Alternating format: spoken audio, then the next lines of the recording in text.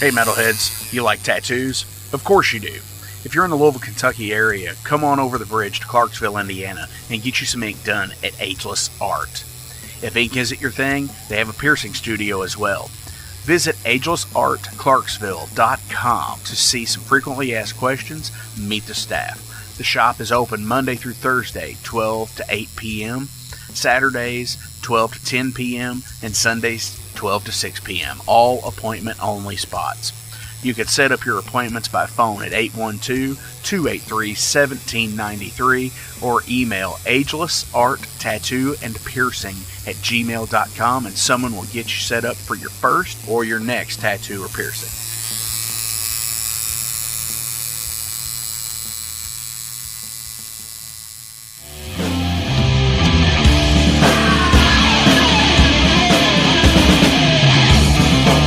Hey metalheads, after going to a rager, what's your ultimate go-to? Mine is totally pizza.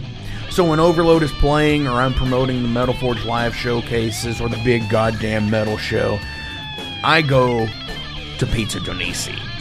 Pizza DoNisi is gourmet artisan pizza from right here in Louisville, Kentucky. It features things like the pizza of the month, the sandwiches, and also vegetarian and vegan options, which is so totally fucking cool for all of it's awesome pizza. You definitely want to go. Hey, and also from time to time they do cannolis. Oh, so fucking good. You know what they said, man? Leave the gun, take the cannoli. Yeah, just like that in Godfather. They're located right next to the Mag Bar at 1396 South 2nd Street. So either stop in or call in at 502-213-0488. They're open till midnight. The witching hour. As dawn approaches, the red sun in the sky. This is just the devil.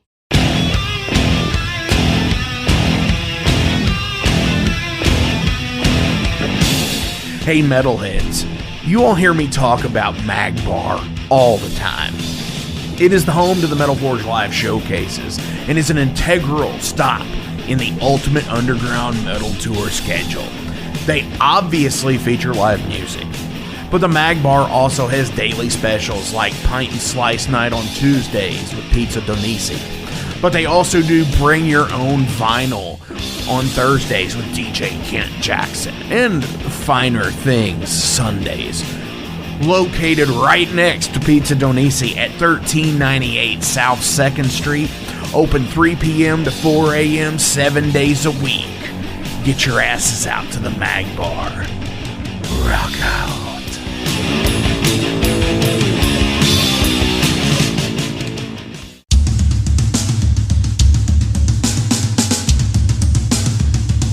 For 45 years and keeping Louisville weird, Electric Ladyland has been there for all your eccentricities. While they do offer the best smoking supplies out on the market today, there's a whole lot more to check out. From ashtrays and blacklight posters, to records, incense and burners, and items to stock your metaphysical supply. They're open from 10 to 10, 7 days a week. Located at 2325 Bardstown Road in Louisville, Kentucky, and at electricladyland420.com. Roll out.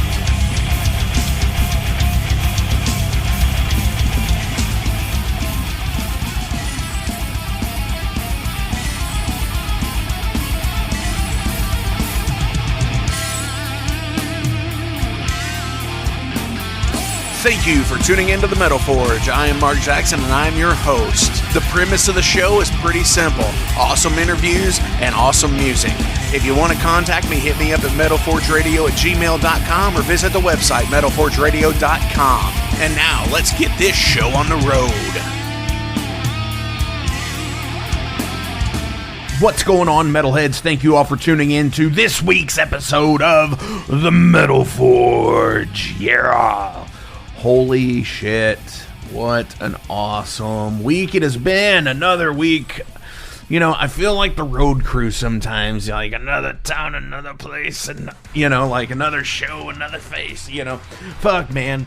Like, things have been really good lately for me, and I've been digging that a lot, and I hope things have been good for you. Like, I've been really fucking broke lately, but, it's been some of the best times of my fucking life, like, hanging out with people, talking with people.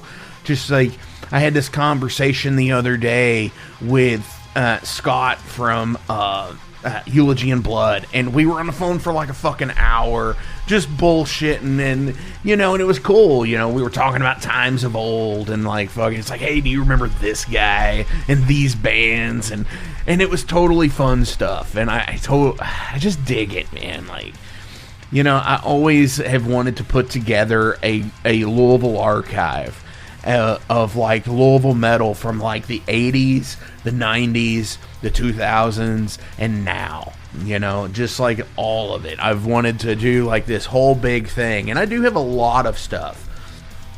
I do have a lot, but like I want so much fucking more.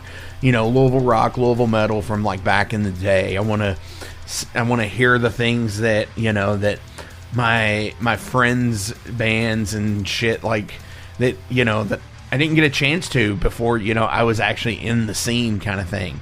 So if you are a scene archivist or something like that, hook me up, Let's talk about that shit. I love it. I think it kicks fucking ass. But anyways, what the fuck? I'm getting like tangenty all of a fucking sudden. Here we already are a couple of minutes into this thing, and I haven't even told you that today's episode is a fucking awesome, mind-blowing episode because it is another first here in the Metal Forge. We have our first Finnish band here in the Metal Forge this week, and they are called Vansidian. And they are from Tampere, I can't even say it, man. See, like, but they're from Finland, from 2017. And some awesome dudes are coming onto the show here, like Juha and Maddie. They're going to be here on the line with us momentarily. And they're talking about their new album, Reflecting the Shadows, which comes out today. By the time you might listen to this, it could be 3 or 4 days ago. But as this show is being published, it is the day of release, 5/19 of 23. Holy shit, man. Like, I can't believe it's already 2023. That, like, it just seems like yesterday I was doing this show for the first time in the podcast form, the podcast days of the Metal Forge, and it was just so much, like, like, who's going to be next? Who's going to be next? Who's going to be next? Holy shit, I landed these guys. That's totally fucking awesome. And, like, and it is great, and it is fun, and I love doing this show, and I love bringing in people like Jason for the Heavy Metal Wasteland and teaming up with him with Flamekeeper. It's just, Flamekeeper has been fucking awesome. It has been giving me something to look forward to each and every week and month and everything else, whether it be one of Jason's unsleeved videos or whether it be a Metal Forged unsleeved. I love it. It has been super fucking fun. Like, completely rad fucking times. And, we're actually going to try and implement a real schedule starting in June.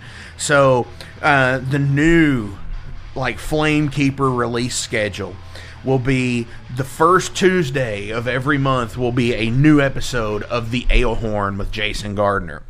And the third Tuesday of every month will be a new episode of The Mud Horn with myself and Jason Gardner. Obviously, every Friday will be a new episode of The Metal Forge. That's not going to change. We're still going to be every Friday of a new release. And obviously, Jason will still put out his Heavy Metal Wasteland segments and such, and we will be checking in with him momentarily. The second Saturday of the month will be Jason Gardner's Unsleeved on his YouTube channel, on the Elhorn Flamekeeper channel. And on the fourth Saturday of the month, we are going to have the Metal Forge Unsleeved videos on the Metal Forge YouTube channel, which those have been really fucking rad to do. The first episode I did was over patches, and then I did Mission Control here. And then I did like some mail day stuff, where I got some pretty cool stuff from, like Joe at Shadebeast and stuff like that. And it was totally fucking rad. And now this next one that I'm going to be doing next for Memorial Day weekend is actually going to be over this awesome record store I went to over this past weekend, Catacomb Records in Dayton, Ohio, Kettering, Dayton area. So I'll talk more about that on the Unsleeved episode that comes out the 27th, I believe, is when it's going to come out. So if you're a Patreon member, you might be able to get it a little bit early, a couple of days early for sure. So, which is awesome. Patreon.com/Flamekeeper. Now, let's go ahead and check in with Jason Gardner in the Heavy Metal Wasteland.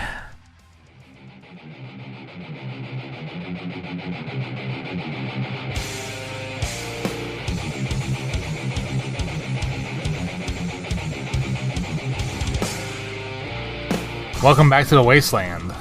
Hope everyone's been well since last we spoke. My band has made it back from our Kentucky and Indiana outing a couple weekends ago, or a few weekends ago. It was fun. I had a good time. I think everyone else did too. I thought we did pretty good. We had someone buy all of our releases and want us to sign them. To me, that's a sign of success, that you've done something right. So hopefully we'll get back up there in the somewhat near future, on down the road. And 24 and 25, you never know what's going to pop up. And when you're a band that has limited weekends to get away because of family duties and work and stuff like that, etc., the allure of undiscovered territory is always the most alluring. But, familiar ground is always good too, because you know what to expect and you can build on it. So we will see what happens in the future. But this week, I want to tell you about 3 releases that I have been listening to. It seems that the hype for 72 Seasons died down a lot quicker than most people thought. Oddly enough, it debuted at number 2 on the charts, and the sales were only like 146,000, which seemed really, really low. And then I seen the second week it dropped all the way down to 14, so this album lost steam pretty quick, which was pretty surprising. But that allowed some other releases to come up to the surface for air, and I'm going to tell you about them right now. So the first one is one that I had no idea even existed until one of my guitar players in the band told me about it. And it's the Dave Lombardo solo album called Rites of Percussion. It's 35 minutes, it's pretty quick. It's supposed to be listened to as one track, but it's split up around 12 tracks, so if one section isn't cutting it for you, you can always skip ahead. But it's pretty good, man. I have to say, I wasn't really expecting a whole lot except for some drumming, but it's real different than what I anticipated. There's a lot of like Latin influence stuff in it, which obviously, because he's Cuban, makes a lot of sense. But there's some thrashy moments in it too. Nothing too crazy. Nothing like Angel of Death style Slayer stuff. Although a couple fills probably could have made it on that album, or any other Slayer album for that matter. If you're curious about it, I would highly recommend it at least once. It's not something I would listen to all the time. As a matter of fact, I probably won't listen to it again for a long, long time, because, I'm just drums isn't really my thing. But it was cool to hear a master just, do his thing with nothing else, except for like a really light synth track in the back to fill in some gaps and stuff like that. So, that's called Rites of Percussion, and I'm pretty sure it's probably out on all formats, but I listened to it on YouTube because it had the gapless playback, so it was just one solid track. So the next one I've been listening to is the new Enforcer called Nostalgia, or as the singer over-pronunciates it, Nostalgia, which kind of gets my nerves, but that's okay. He's Swedish. I guess English really isn't his, main language. But, so this is getting back to the Enforcer that I really discovered and fell in love with.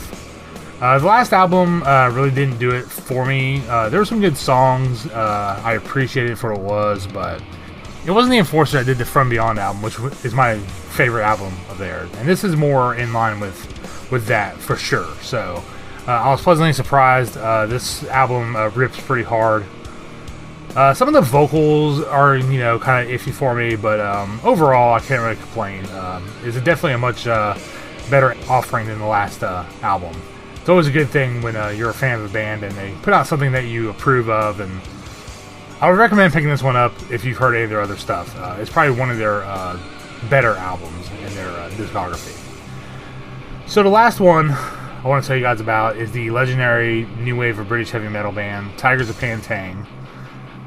They are back with a new album called Bloodlines, and it's pretty good. It's not as good as their early offerings, like in their heyday, but it's not bad for what it is. I enjoyed it. I don't know how much longer I will listen to it. I've listened to it about 8 times now, and it's kind of wearing a welcome out in a way to where I'm kind of losing interest in it.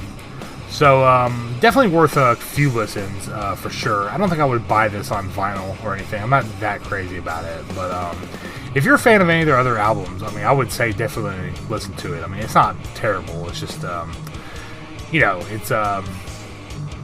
it's some old dudes trying to hang on, and sometimes that works. Sometimes it doesn't. And like I said, I've been kind of losing interest on it gradually after about the 8th or 9th listen. So there was that. But like I said, yeah, if you're a fan of this band or any new wave of British heavy metal bands still putting out albums, except for Def Leppard, I would say give it a listen. At least probably you might find more enjoyment out of it than I have been on later listens. But so yeah, that's all I got for this week. Hopefully something I recommend will be your album of the year or runner up or something, and you can find something that you can really enjoy and sink your teeth into. And as always, guys, stay safe, stay heavy. Thank you, Mark, for giving me time on the Metal Forge podcast. And as always, stay heavy and keep the heavy metal flame lit. Man, I am not a big fan of band members doing solo albums.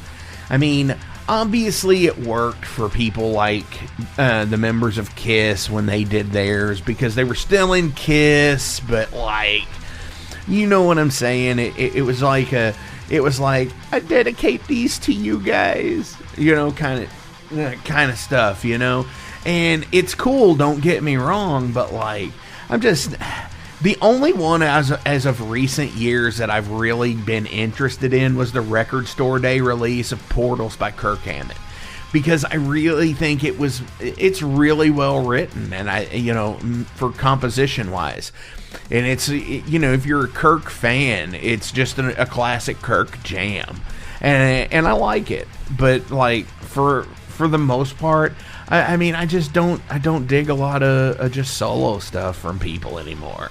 I don't know why. I just, it's just not me. But anyways, it's cool, whatever. So let's go ahead and check in with Vansidian. This is off of the new album, Reflecting the Shadows. This is Cycle.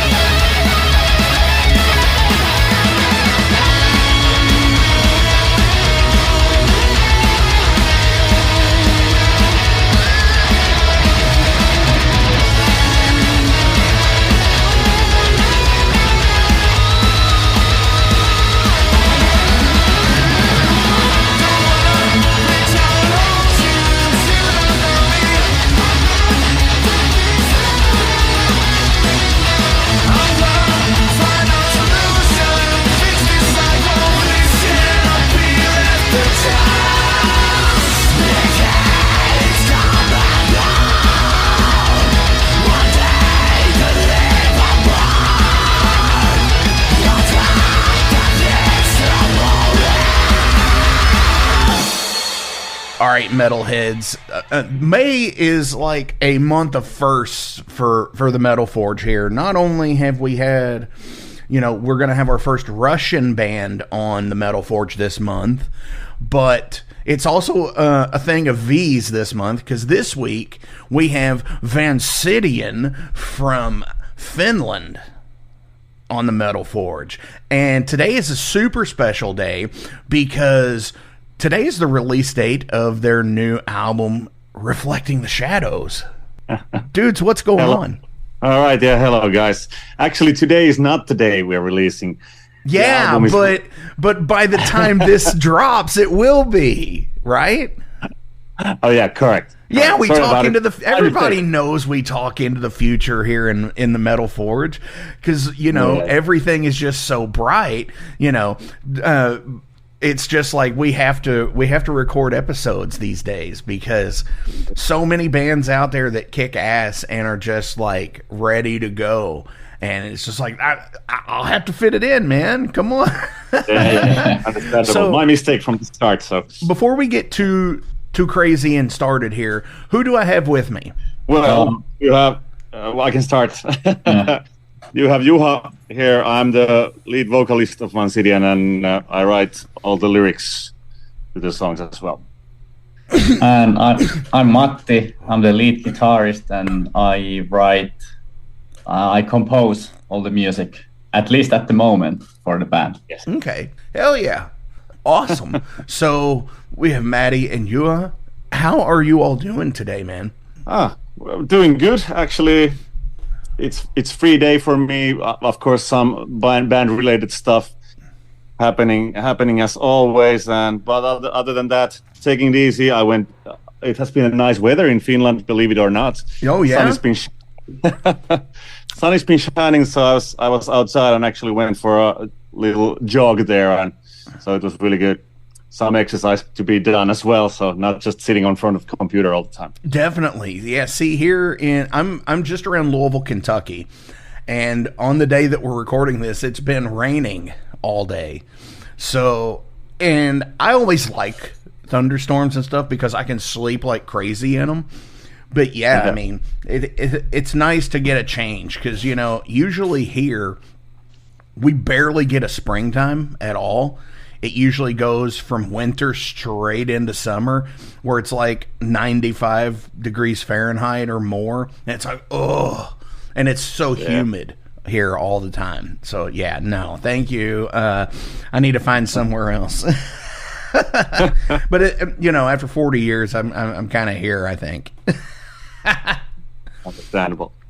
So, Reflecting the Shadows, the new album. Yeah. Tell me about it. What was your process with it? Matti, you can go ahead. Well, the process has been quite long, actually. So, like, first ideas and demos go way to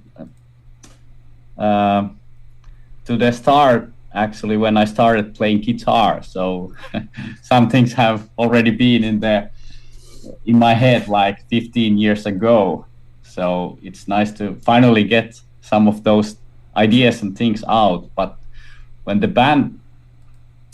we actually get the band and started to record the album, we took it slowly and steady. We didn't want to hurry anything. So that's why we have been only releasing singles before the album. And after the 4 singles, I think we had figured out how all the recording process works and what we need to work on as musicians, and how the uploading the music to the audience and stuff works. So it was long but still fun process, mostly done by home recording, but the drums are recorded at a studio with the help of our friends, and mixing and mastering has been also done by professionals. We don't have the talent to do that, and it's better to leave it for professionals. Definitely. No, I totally get that. And so with the band starting, it says here on the Metal Archives in 2017. That's correct. So other than the pandemic, it seems like, you all really took time and care into curating an album, because the first singles didn't come out until 2021. So 4 years after the fact. Now, were you all already playing live shows and stuff in like 2017, 18, and 19? Well, I wasn't in any band at that point when we started Vansidian. Okay.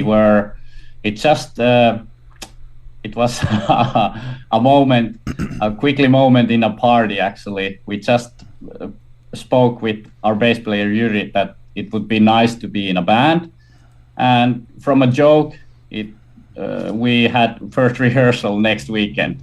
Okay. So, and we were only a 4-piece at that moment. And I think we rehearsed for a year or something. And then we started to think that we definitely need a singer, because I didn't want to do it and I sucked at it. So we needed to figure out a singer. And I remembered Juha from some student parties from a few years back. And we contacted him and he was eager to join. And that's why the process has been quite long. And as I said, we didn't want to hurry anything. And Juha had some experience with bands, so he knew something and he had things to offer on the table for us. But we all four were basically just newbies in the band scene. I had some band background when I was 15 years old and stuff, but nothing bigger than that, because we wanted something big out of this, so we didn't want to rush things, basically. Definitely. That's like you said, you took the time to find the right people to do the job. You didn't just throw people together and have to replace somebody within a year or two.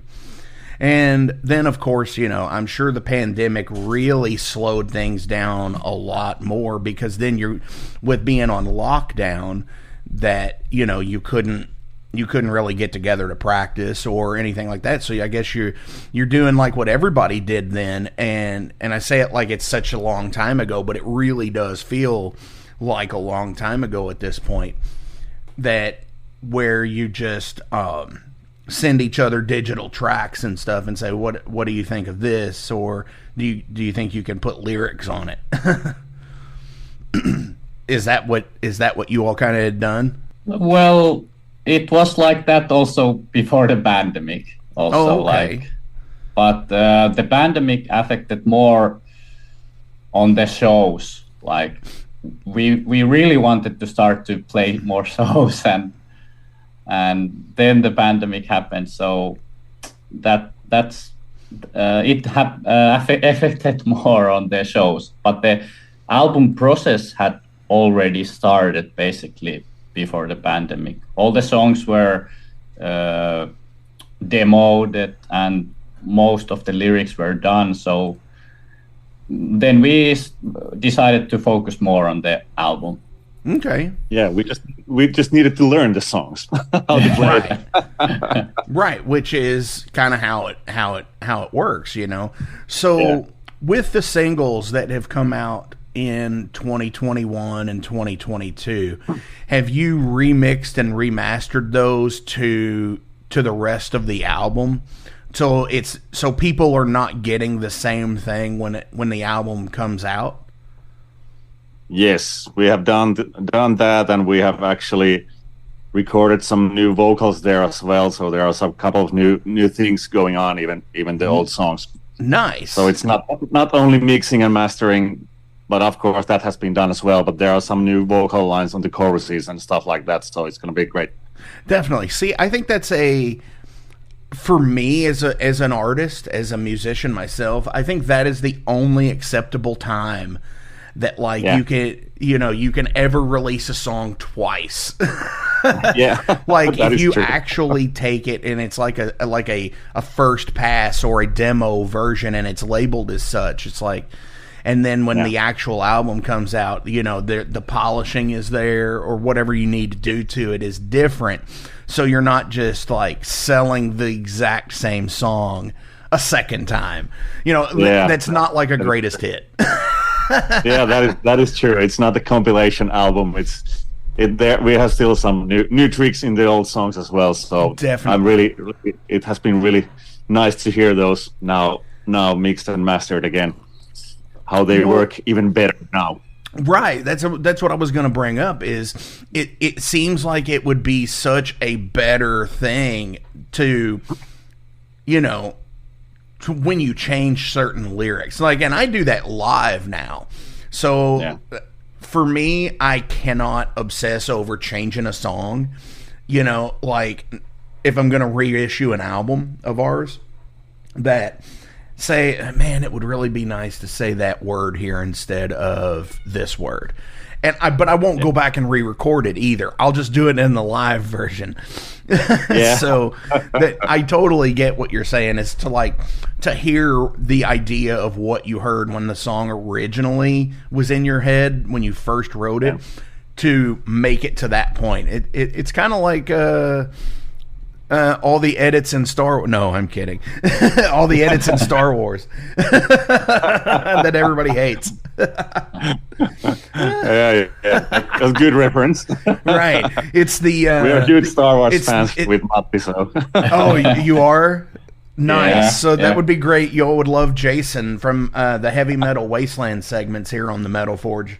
He and I do a podcast together called The Mudhorn, and it's about real nerdism type stuff like Star Wars, Predator, you know, 80s horror, 80s action movies. Oh my God! Okay, you have to invite us there as well. So yeah, and it's strictly a video cast. So we upload. We've only done a few episodes. So yeah, it's pretty cool. It's fun because we just released an episode a few weeks back over The Mandalorian season 3.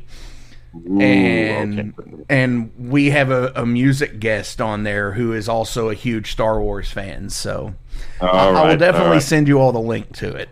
Now I insist that you invite us. Right. Right. And I'm just kind of sitting there because Johnny just goes off and I'm like, whoa, okay, cool, man. Let's go. And I'm just like along for the ride on this one. So, all right.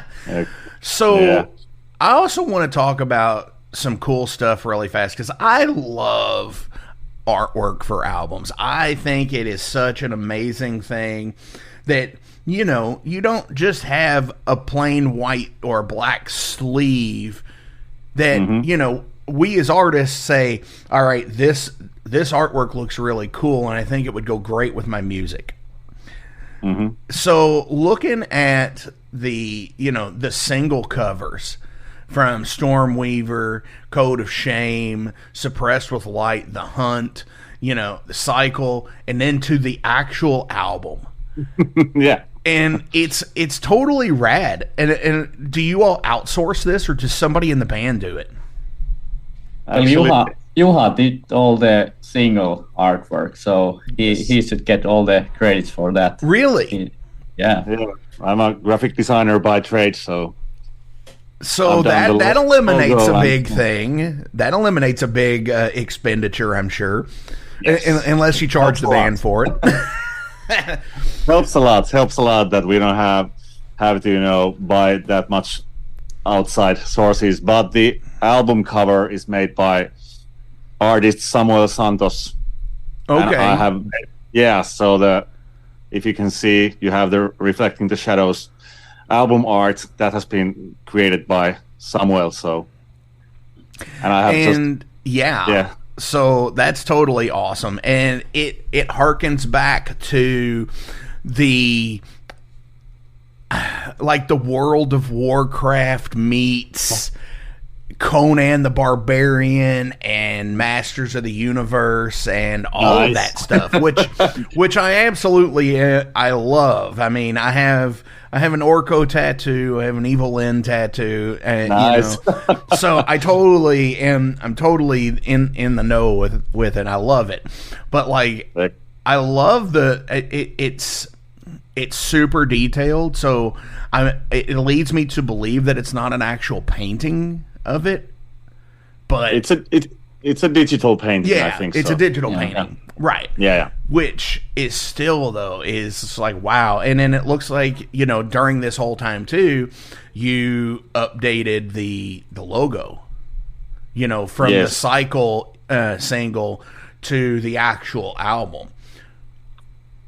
Yeah, the Cycle single is actually a kind of a transition, as you can see, maybe. Right. If you take the early singles, they are like digital art, like photo compilations. That's what I do. I'm good at those kind of shit. And then when we got the Samuel's real artwork, and in the Cycle single, we bring up something new already, the new logo, and the transition is there, and then the album art comes, and we want to go to that direction at the moment. So. Right. Oh, for sure. See, and I love the Hunt cover. Nice. I mean, it's like my personal, like the whole like the dark side. It's the it's the Sith, and it's like Skeletor, and it's the Snake Man and Hordak, and all of the Cobra. It's the 80s villains all tied into one on there. Because you've got the lightning and the red and the black. And have you ever thought about going? This is me being an artist side of things. Right. So like on the first few albums. I've went back and did like a 10-year anniversary reissue where I've changed the album artwork just a little bit. Have you ever thought about doing that with the older the older single covers where you've switched to the new logo and like put it on there? That's a good thing. I haven't thought about it before, so now it's going to show up. Now I started to think about it, but I think I like the old logo too. Time. I like the old logo as well, yeah. But to me, it kind of feels like a doom band, like a stoner doom or doom groove band or something like that. Yeah, that was the first idea, but then we wanted to go more that we wanted to express that old school heavy metal style a bit. As you can see, and it also relates to some computer games. Some people have found, Doom, the video game logo from there, and whatever. So it has been really good change so far, at least. So. Well, and that's something too, like what you had mentioned a minute ago, was the Cycle single artwork to the actual album artwork. It's the transition period where you have the Warrior on the cover of the Cycle single with some digital like matrix effects in the background with the numbers and like the line code type stuff. Yes, that was the idea. Yeah, that's cool because I like a concept cover. Whether or not the album itself ties together in every single song like a concept album, but I like throwing like the Easter eggs in, like something like that, where the single covers could tell part of the story of what's going on the actual album. Yeah, that is true. That's what I had in mind, because we've already decided, and I already knew what the album art was going to be, and the new logo was ready. And I started in that sense. I wanted to promote the new visual style already there, and that's why it had that kind of transition from the earlier single styles.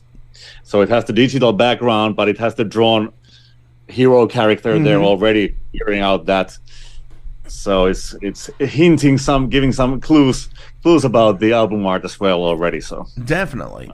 And and plus I'm a big fan of like greens and stuff, so so this is like really like, oh man, because it just looks, I don't know, it kind of reminds me of like Boris Vallejo and stuff like the sword and sorcery films of the 80s, like Red Sonja and the Conan stuff where you have like the Boris Vallejo covers on those, and some of that weird like sword and sorcery B movie stuff. Not. I know. I mean, and it's awesome. I dig it. Like I dig it a lot. So when doing the album, I understand my process of doing it and how you all had taken your time to do it. When did you all actually start not just the singles, but the actual album process? Or like, okay, so we've got these 9 songs. We need to do these. We need to put these out. When did you come across that moment? Matti, you can say probably this. Well, I don't know exact moment when we decided that now we need to start to record the whole album. But I think from the very first rehearsal when Juha joined, we all agreed that we want to do music and release music with this band and try to be something more than just some hobby garage band. So we had the eager to release album from that point on. But the actual decision that now we start to record was when we started to record Stormweaver. I guess it came piece by piece actually. Though we had all the songs for the album ready actually, or most of them at least. I think everything was written. Like every song was written already. We had the whole album written down, but we started just rehearsing and recording them piece by piece, I suppose, and that's how the process went. Yeah. Definitely. Now, you all have some shows coming up here as well. You've got one on May 27th, and a couple through June, and one in July. Yeah. So now, obviously, because of, I don't know, how is travel for you guys? I mean, do you all just go? I mean, obviously, you all just going to jump in a van and go, I guess. Yeah. That's what we're gonna do. Yeah. I guess what I should ask is how close to you is the proximity of shows that you're doing? Well, the first one we're gonna have in a couple of weeks actually is in north of Finland, so quite far away. It's in Rovaniemi, so it's like 8 hours of driving. So it's quite far away. Yeah, that's gonna be the furthest trip during this summer, at least for now. Let's see if more gigs come up, but that's where we're gonna start in Rovaniemi. So that's gonna be a nice journey just to drop by in the north. Wow. So like I said, we record this in the future, so by the time this episode drops, that'll have been yesterday. Yeah, that'll be yesterday. Yeah. Wow. So that's an 8-hour drive. Yeah, at least we're going to be super tired after that when we come back the next day. So now, do you all drive? Yeah, I think we all have a driver's license, so we can all drive. Okay, because I know makes things easier. I know in some places, a lot of people don't drive because there's no need for it, because there's the public transportation is so well. So I didn't know if Finland is that way as well. We have a good public transportation, but you can't get your gear so well anywhere. So we were lucky. We got one big car that we all fit into with our gear. Nice. So it's really nice. We don't have to rent anything, more costs. We're a small band. We don't get that much money out of gigs. So everything that we can get from friends or relatives or whatever, it's a bonus. So. I know the exchange rate might be something different here, but I'm gonna do this. I'm gonna go to the Google exchange rate here. Go ahead.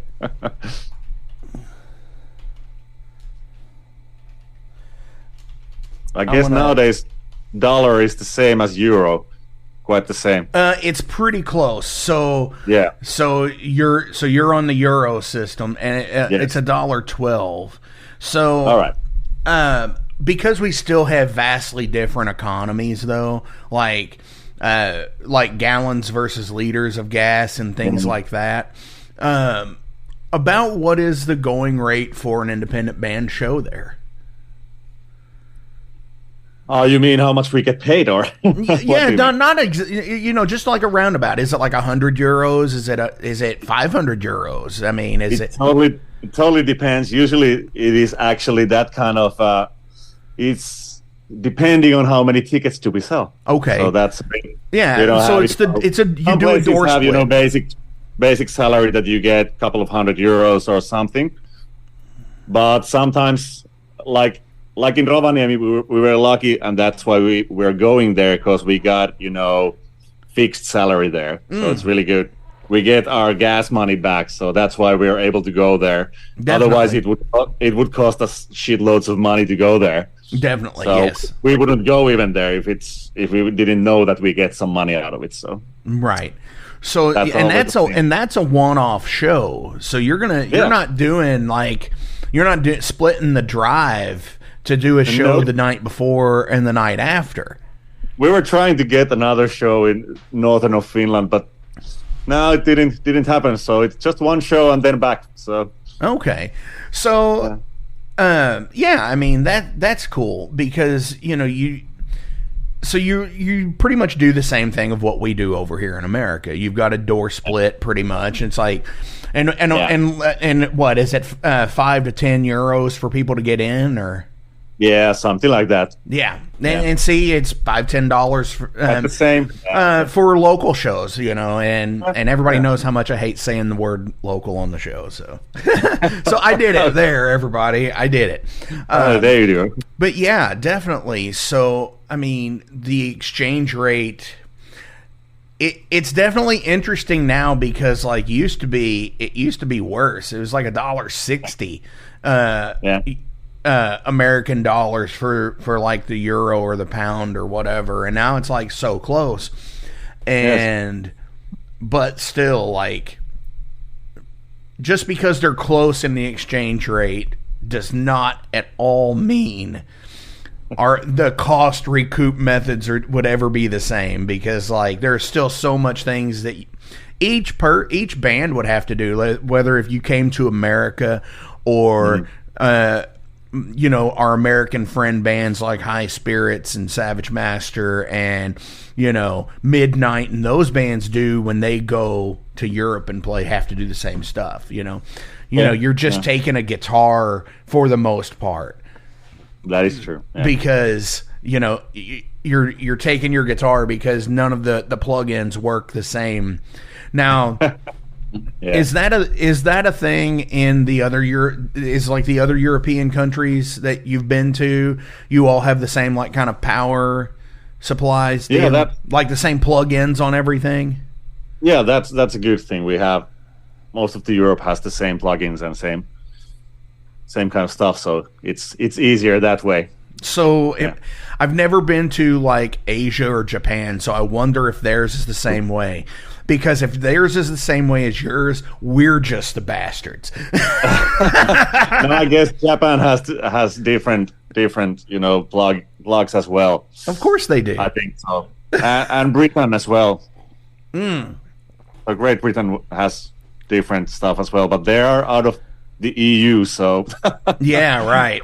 They have different stuff. So they changed it all just no, I'm kidding. Hell yeah. So awesome. I'm definitely looking forward to getting my copy of the album, just to Excellent. I love listening to new bands and turning people on to new bands such as yourselves, because Metallica just released an album a month ago, and where I am a huge Metallica fan, and with the way they drew their inspiration from bands like Angel Witch and Diamond Head, who were small bands, our size bands then, that they had heard of, and see, that's where I draw my music taste from these days. It's like, yeah, Metallica, Anthrax, Slayer, Megadeth, the Forbidden, Testament, Death Angel. They're all great bands. They're all great bands, don't get me wrong. But there's still so much more out there. And the new wave of traditional heavy metal, the new wave of new thrash metal, and now I've recently heard this new movement of the new wave of Russian heavy metal. Oh, really? I don't even know. Yeah, and it's crazy because because there's not a big Russian influence into the metal scene these days. So they were like, well, we're not really, or it's like the first wave or something is what they're called, because it's like there was not an original wave of Russian heavy metal. So they've got their own influence and everything, and it's totally rad. But yeah, there's just so much more out there. And thank you all for doing that. Thank you all for being, being awesome about it. and putting out great music is what I'm saying. Yeah. It's always fun to find some new bands and new music, and it's like you said also, it's really inspiring to find something new and maybe have some influences here and there, so you never know. Definitely. So I'm going to transfer over here to the segment that I am calling now Derailed. And Derailed is 5 random questions from interview decks that I have that, answer them to the best of your ability, and whatever it sparks, it sparks. If it leads into an hour and a half long conversation, everybody, I am not sorry, because that's how it is around here. Or awkward silence, I don't know. Or awkward silence, absolutely. But it's 5 random questions. So question 1 is, do you think human potential is capable of anything? Yes. I think so, yeah. Good one. Good save, Matti. Okay. So just a yes for Matty there. Well, at least Finland. Yeah. I think at least as a physical aspect, I think human is capable of lots of things and lots of extreme things. And I think also the brain capacity is something that I think humans are not using as much as we could, maybe. Right. But what was that? That was an Einstein quote or something that, the average human uses like 10% of their brain. 10%. Yeah. And if we ever were able to harness and use 100% of our neural net, that we would be energy, or something like that. That's that actually reflects to Vansidian's first single, The Stormweaver, a bit. That's about the person actually being or feeling like being, human lightning or just energy or something like that. That's about the lyrics of the Stormweaver. Actually is talking about something about human potential and being that kind of just a ball of energy or ball of lightning or that kind of stuff. So some person is feeling, but on the other sense, it's about maybe, or the listener has to decide maybe if it's even a sickness or a cure or what, that kind of thing. Is it you never know. How do you think about it? So it's a curse or a blessing? Definitely. Oh, absolutely. You're feeling like that. Yeah. Man, I'm just a bonehead metalhead. Question 2. And I'm going to preface this one because this is a deck that was just added to the database.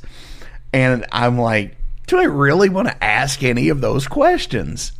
And you guys are the guinea pig, and I'm going to ask this one to you: is which Beatle do you think would be the hardest to get along with? Oh, and Pete Best is not an answer. So, John, Paul, George, and Ringo, who would suck? Who would always be fighting with you? Well, based on the show I think it's in Disney Plus. I have watched it a little bit, where they have recorded the rehearsals back in the day. Based on that, I think maybe it would be George. Like, okay. Really? Yeah. See, I haven't got to see that yet. Yeah, me neither. But on the other hand, it would be also like George would be the best to get along, and the others are not so enjoyable. I haven't watched it entirely, but based on that, I mean, if I have to choose now, I would say George. But yeah, George though, like, see, and to me it seems like George and I've never seen the documentary that you're talking about that Peter Jackson had done, but it's like 9 hours long. Yeah, it's because it's in like 2 3.5 parts and one like 2.5 part. So it's like really, it's like the Lord of the Rings and the Beatles, is really what it is. But it seems like after the fact, George kind of mellowed out, when he was really, when he was doing solo stuff. So maybe maybe there's something to that. George is responsible. Yeah. Question 3 is, what one skill or trait do you feel is imperative to be successful?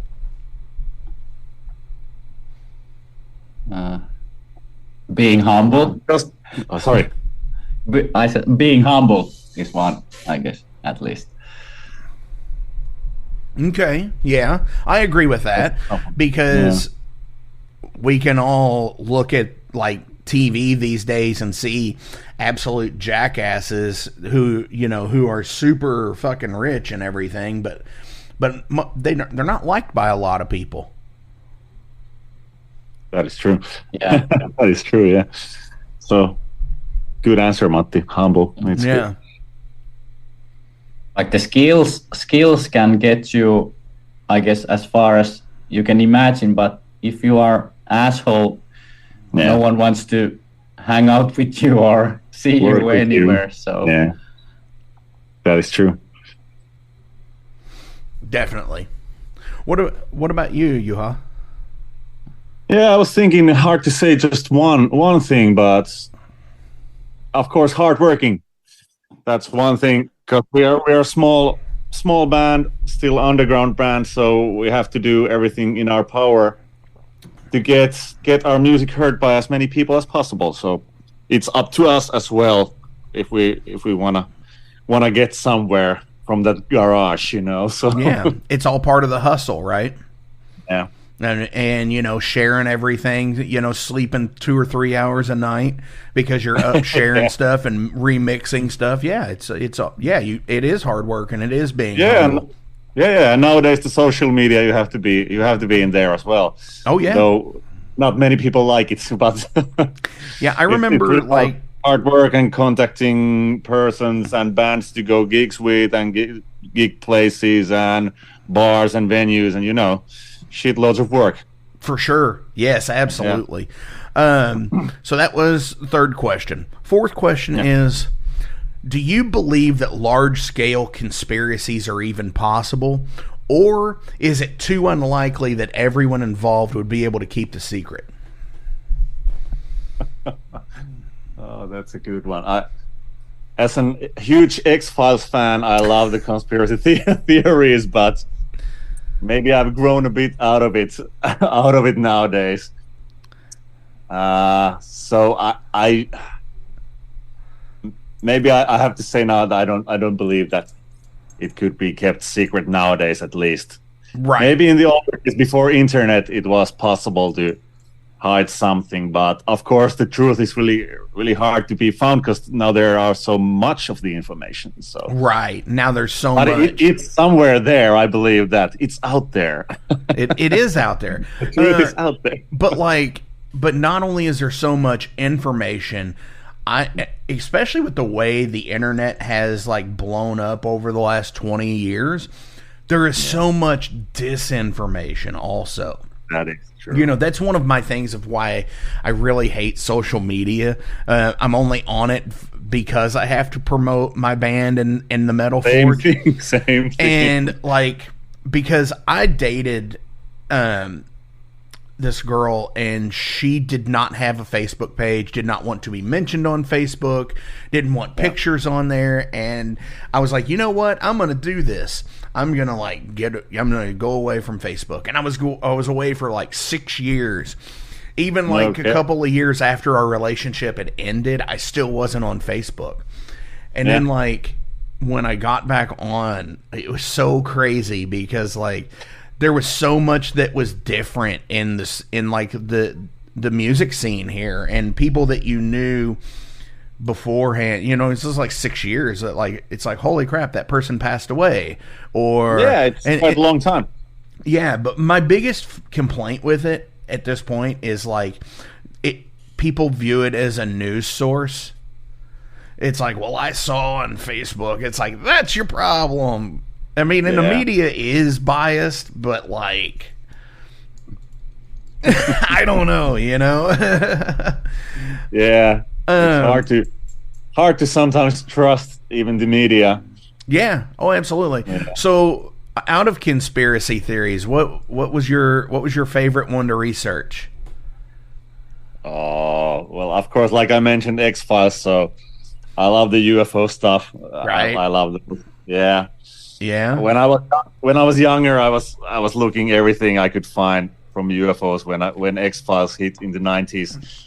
And still in 2000, I was crazy about that shit. I was, checking maps where the sightings have been, in Finland, and I was planning to travel there and shit like that. So dude, I was that's crazy awesome, about though. I mean, hey. Yeah, I was crazy about it at the time, and I still love those kind of, movies and series about UFO stuff and abductions and shit like that. But I actually started with a friend watching X-Files again because it's been like many years since I watched it, and now it's on Disney Plus. So we started to rewatch it. So right, it's awesome. That's awesome. Matty, what about you? Do you think large scale conspiracies are even possible?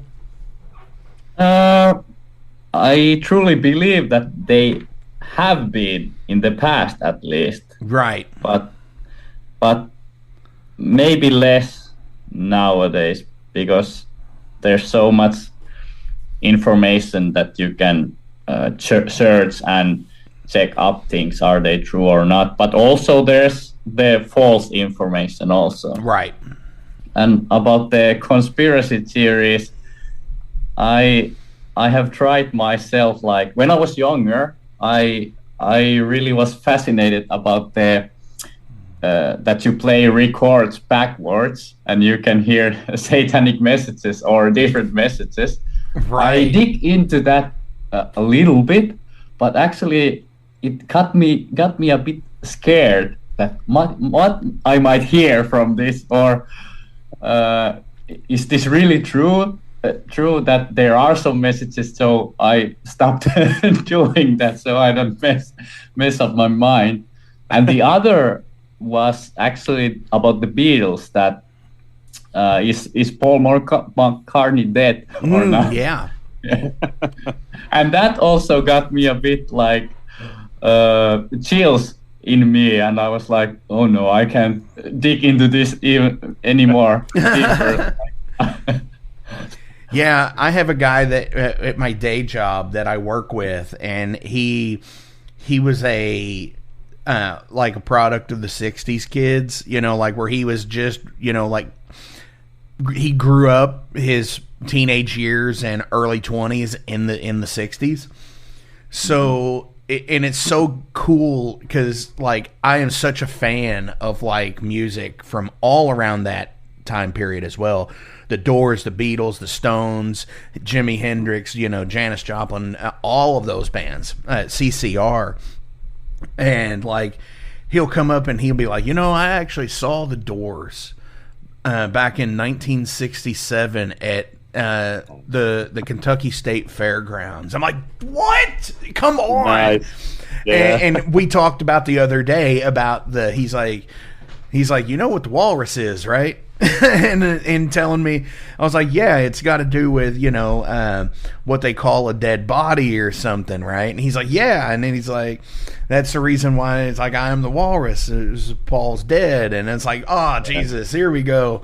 And apparently they found a look-alike walking down the street and picked him up. And then that's also when they miraculously stopped touring and stuff, too. Yeah. Because they were recording. Yeah, so it's a big conspiracy theory as well. Yeah. I could go on. But that we would need another 9.5 hours a la Peter Jackson. Yeah, true. So I have one more question, but before we get to it, as always, links are listed below, so please give a like, a share, and a follow. Go find these guys on Facebook, Bandcamp, Instagram. The Metal Archives are always shared in the links as well, so that will have an in-depth detail of the things that they've put out, the albums, singles, and it'll have links to all of their stuff as well. Do you guys have any shout-outs you want to give to anybody today? Shoutouts. I don't know. I guess not. Do we have Matti something? I'm completely frozen at the moment. So yeah, I nothing comes in my mind now. See, dude, that's how it goes. I could give a shout out to my girlfriend who keeps up with me. He doesn't lose his mind when I sometimes play guitar all day or blast music all day, and she really is with me in this music thing. She wants to help right on the whole band. She actually manages some of our social media and that is true. Stuff. So big shout out to her for handling the stuff and handling me. She's part of the band in a way as well. So yeah, like the fifth Beatle. Yeah, I have been joking around that I'm John and you are Yoko. But okay, there are limits. There are limits, dude. That's the worst. Bad one. That's the man. But it's of course it's a joke, but I like to show it time to time. Them's fighting words. No. Yeah, that's wow. Now I got scared. Me too. There is a video, and I'll try to share it on the Metal Forge Facebook page of where Chuck Berry, John Lennon, and Yoko Ono are playing together with, like, I don't know who's playing with whose band or whatever. But I know just what you're like talking caterwauling in the background. Yeah. And Chuck Berry looks like he's going to have a stroke. Yeah, I have seen that. I know exactly what you're thinking about. And his face like immediately changes as soon as she starts, and it's so funny. Yeah. I think she so like that's an episode idea right there. I'm going to write that down. Famous Yoko Onos of history in music, because there is Yoko Ono and there's Sharon Osbourne, and so just go down the list and see how many people are. That's a good one. That's a good one. Instead of like the Real Housewives of Hollywood, the real Yoko Onos of the music scene. No! Now I started something really. Yes, I'm gonna regret this now. Yeah, and because I am totally writing this down. So, final question of the day for me is: what do you do to support your emotional well-being? Oh, good. Well, other than music also helps. Helps at least. I've found that I'm really happy that we have Vansidian that you can bring out your feelings out on the gigs and even in the rehearsals as well. But other than music, like I said, it's good to do something else as well during your day. So go outside for a walk or running for a while, and to do not just sit in front of the computer, because my day job is also sitting in front of the computer. So it's good to go outside and do something totally different, some sports or something like that. Definitely. Find something to vary your schedule. Find something that lets you decompress. Yeah, totally. Hell yeah. I totally agree with that. Totally do. Maddie, what about you? What do you do to support your emotional well-being? Well, the music, I guess it's the biggest thing to keep my mind straight. But I have been doing sports my whole life. And well, nowadays I don't do any sports, but I go to gym like regularly. So that is like something I can't take away from my life. If I couldn't do any kind of exercise or sports, I would lose my mind. That's the second thing after the music that keeps my... Matti's our band He-Man. I used to be 10 years ago, but now it's not that... I'm not that fit anymore, but... Yeah, you are. But music, sports, and of course I need to take my Yoko here again, that the girlfriend keeps my mind also like clear, and bunch of video games. That's true.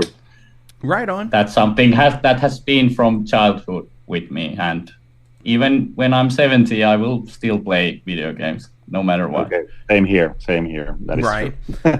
See, in my video games, I never upgraded past like Nintendo 64. So like that's where I'm at, man. That's like I did have a GameCube and all of that, but like I'm just like I love NES classic games. Still to this day, I love Metroid. I love Super Mario 3 and The Legend of Zelda and The Adventure of Link. Yeah. So yeah, doing the classic video games is totally my thing. So yeah, that's our thing as well. I collect retro games myself. I have also a Nintendo 8-bit and some old computers in my house. So, yeah. You know, it sucks because in the computer world, you can't really play these games on computers today, because they're just so like the operating systems have changed so much. You know, at least with like the Nintendo Switch, you don't have to like buy that $300 copy of Metroid, you know, because it's Now, are you crazy with it? Do you have like US versions and like European versions and like different stuff like that? Matti, I guess you do have at least. Well, not really. My goal is just to like get the physical one. It doesn't matter which region it is. Okay. Well, of course I collect 8-bit NES also, but I have modded my NES so I can play if they are from America, North America. Yeah, same here. My Nintendo is the same. It's been modded. But I just want it as a physical one. But the Switch is also really great. That, for example, like you can play the old school games if you don't own them. You can actually play them on a console, right, and not some emulator on a PC. Yeah. But when I have, maybe someday when I have enough money, I will buy all my favorite games as the physical ones. Are you gonna end up buying the Nintendo World Championships cart? the one that's like $35,000 or something. Yeah. Luckily, that's not on my wish list. So no, mine either. I mean, it's cool idea. Yeah, but no. And there's something like only like 5 of them or something like that. And you can always buy the separate games which are included in that cart. Oh yeah, absolutely. Definitely. Dudes, thank you all so much. Maddie, Juha, thank you so much for coming into the Metal Forge this week. This has been awesome. I have had an awesome time talking with you guys. On the new album, Reflecting the Shadows, what do you want to play out today? Ooh, tough one. Should we play something new that no one has heard before? Well, I would suggest the title track, of course. I would suggest that, Reflecting the awesome. Shadow. See, and I was honestly hoping you were gonna go for that because I love like really long songs. And this one is just over 8 minutes for you. This is the title track from Vansidian's Reflecting the Shadow.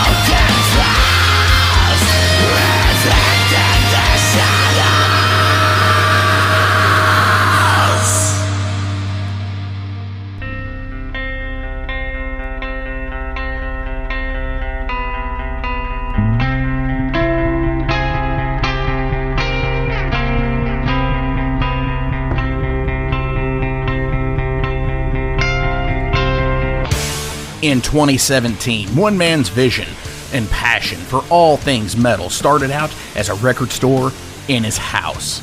Years later, the fight against a mainstream empire continues as Shadebeast. An independent metal collective and online store based in Athens, Georgia, is the world's premier heavy metal brand for music heads that value authenticity over the mainstream acceptance. Featuring original t-shirts from some of the best underground artists, as well as stickers, posters from the Shadebeast Presents concert series. Unique, one-of-a-kind collectibles and small curated selection of vinyl and cassettes from the masters old and new. Visit shadebeast.com and enter promo code SithLord for free domestic shipping on your first order, whether you're a new customer or returning. And be sure to join the Shadebeast social groups on Facebook and the interwebs to keep up with the new release announcements and talk all things metal and Star Wars. You'll never find a more wretched hive of scum and filth.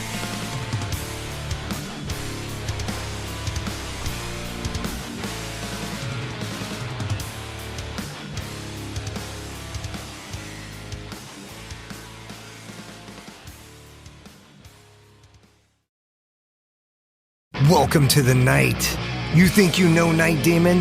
Then the Night Demon Heavy Metal Podcast is for you. Step into the darkness as we peel back the curtain to give you an unprecedented, all-access look into the mind and the heart of the demon.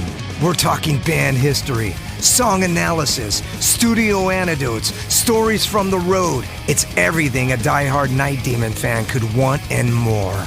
This is the only place to learn the inside scoop, the deep dive trivia, the untold tales from the band members themselves and those closest to the Night Demon story. Need more? The sacred Night Demon Crypt will be pried open to reveal demo recordings that have never before seen the light of day, all with in-depth commentary by the band and the people who were there for the writing and recording process. This is a gold mine, a treasure trove of all things Night Demon. Head over to nightdemon.net or wherever you listen to podcasts.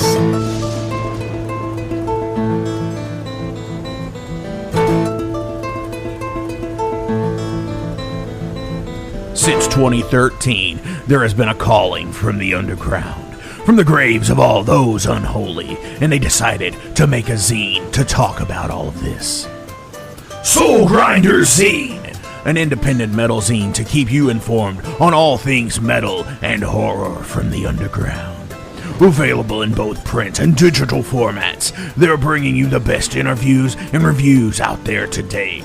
Not only do they do the zine, but they also do compilation CDs. Check them out at facebook.com/soulgrinder.zine and start your subscription now.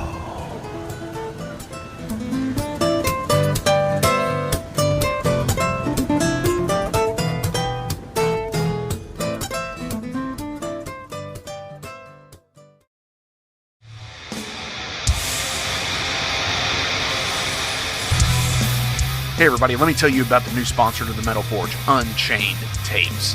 They're an independent Pennsylvania tape label. They focus on extreme metal and punk with a killer approach to the tape scene.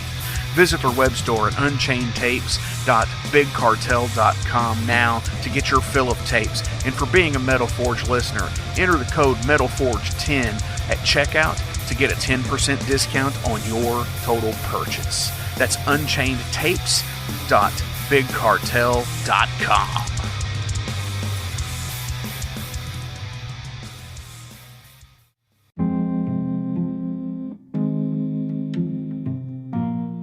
What's up, Metal Forge fans? This is Alan Bishop, the alchemist of Indiana's Black Forest and head distiller at Spirits of French Lick. Do you find yourself drawn to the unexplained, fascinated by the Fortean, or enchanted by the paranormal? If the things that go bump in the night resonate in your mind, then tune into my brand new podcast, If You Have Ghosts, You Have Everything. Featuring first-hand accounts, collected stories, interviews, history, and speculation related to all things not of this world. Available now on Anchor, Spotify, Google, Amazon, and more. Set back, relax, and remember, if you have ghosts, you have everything.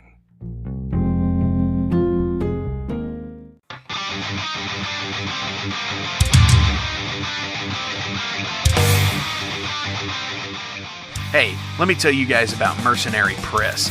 They're an independent London label and distributor of all things metal. Mercenary Press delivers the goods from their own independent zine. Trust me, you're going to want to get in on that. To distributing various bands from all over the world, including Cramp from Spain and Sadistic Force from Texas. Visit mercenarypress.bigcartel.com to find out what all they have in stock and what you can order. And for Metal Forge listeners, enter code METALFORGE10 to receive a discount on your total purchase at mercenarypress.bigcartel.com. Check it out now.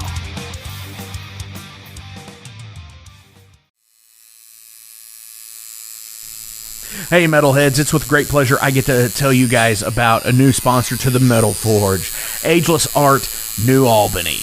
After 20 years of owning and operating Ageless Art in Clarksville, Indiana, Phil Garrett had a vision for a new type of tattoo studio. Something that is clean and modern, sleek, refined, inviting. And he's done just that with Ageless Art in New Albany. You can find it at 2736 Charlestown Road, New Albany, Indiana, 47150. Business hours are Monday through Saturday, 11 a.m. to 7 p.m. Sundays are 12 to 6. All sessions are appointment only, so give them a call and go get you some new ink. Or if it's your first time, go get your first one, baby.